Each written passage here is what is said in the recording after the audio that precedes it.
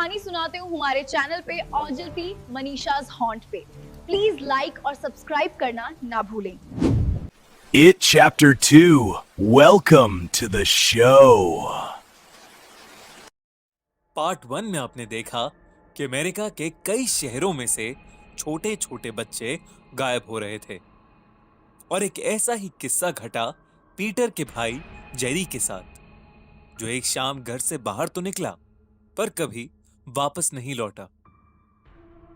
Peter और उसके दोस्त उसे ढूंढते ढूंढते एक सुरंग में जा पहुंचे, जहां उनके साथ अजीबोगरीब घटनाएं हुई, जिसके चलते वो सुरंग से भागकर बाहर आ गए।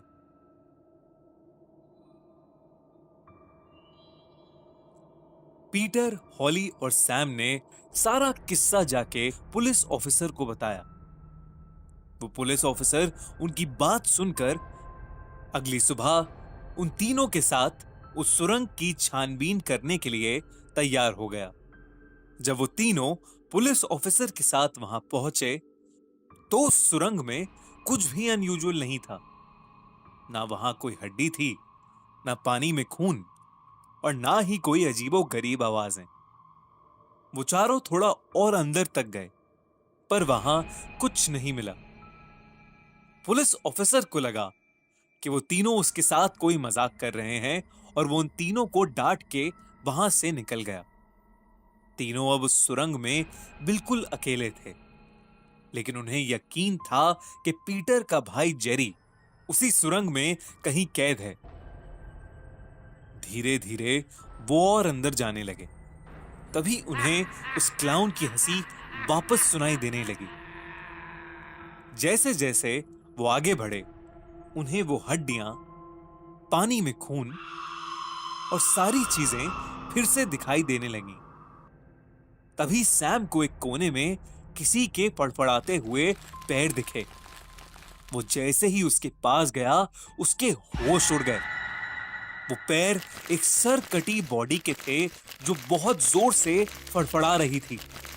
तभी सैम को पीछे से आवाज आई, हेलो सैम।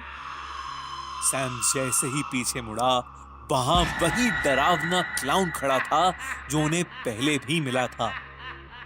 पीटर और हॉली को सैम की जोर से चीखने की आवाज आई। उन्होंने जैसे ही सैम की ओर देखा, वैसे ही उन्हें दिखा कि सैम एक टनल के अंदर बेहद जोर से खिंचा चला जा रहा है। तभी पीटर को अपना भाई जेरी दूसरे टनल से भागता हुआ दिखा। पीटर अपने भाई के पीछे पीछे भागा और हॉली सैम की तरफ। वो तीनों अब अलग अलग हो गए थे। पीटर ने देखा कि जेरी एक कोने में खड़ा मुस्कुरा रहा है। पीटर जैसे ही जेरी के पास गया, जेरी का चेहरा बदलने लगा और उसके दांत नुकीले होने लगे। देखते ही देखते वो एक बड़े से भयानक क्लाउन में बदल गया। सुरंग के बाहर पुलिस ऑफिसर की गाड़ी स्टार्ट ही नहीं हो रही थी। तभी उसे पीटर की बहुत जोरों से एक चीख सुनाई दी। वो भागा भागा वापस उस सुरंग के अंदर घुस गया। जैसे जैसे वो अंदर जाने लगा, उसे भी सुरंग के पानी में खून दिखने लगा। वो क्लाउन पीटर को घसीटते हुए उस सुरंग में एक ऐसी जगह ले गया जहां सारे बच्चे कैद थे। वहां उन बच्चों की बॉडीज का एक पहाड़ बना था और जेरी उस पहाड़ के ऊपर फ्लोट कर रहा था। सैम भी वहीं पास में बेहोशी की हालत में पड़ा था। ये देखकर पीटर ने गुस्से में उस क्लाउन पर बहुत जोर से चिल्लाया। उस क्लाउन ने पीटर को दूर फेंक के मारा और उससे कहा कि वो छोटे छोटे बच्चों से जान निकाल के अपनी उम्र लंबी करता है। वो हर 27 साल में एक बार आता है और सब बच्चों को खा जाता है। उसने कहा कि पहले वो पीटर को खाएगा, फिर उसके दोस्त सैम को और फिर उसके भाई जेरी को भी खा जाएगा। उस क्लाउन ने पीटर को अपने दांतों में जकड़ा ही था कि हॉली ने पीछे से उस पर एक आग की मशाल फेंकी।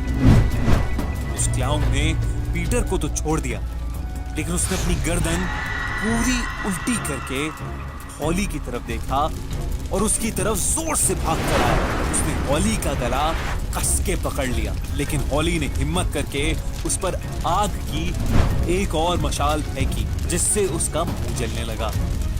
वो क्लाउन सुरंग में एक कुएं की तरफ भागा और उसमें जाके कूद गया। कुछ ही देर में वो पुलिस ऑफिसर उस जगह पहुंच गया और उन सभी बच्चों को देखकर बुरी तरह चौंक गया। पीटर, सैम और हॉली तीनों ही बेहोशी की हालत में वहां पड़े थे। सभी बच्चों को जल्द ही वहां से निकाला गया और हॉस्पिटल ले जाया गया। कुछ बच्चे जो महीने भर पहले खोए थे, सब के सब उस क्लाउन का शिकार हो चुके थे। लेकिन बहुत सारे बच्चे ऐसे थे जिन्हें पीटर, हॉली और सैम की हिम्मत और बहादुरी ने बचा लिया था। उस दिन के बाद से उस शहर में कोई बच्चा गायब नहीं हुआ और ना ही उस क्लाउन को फिर से किसी ने वापस देखा।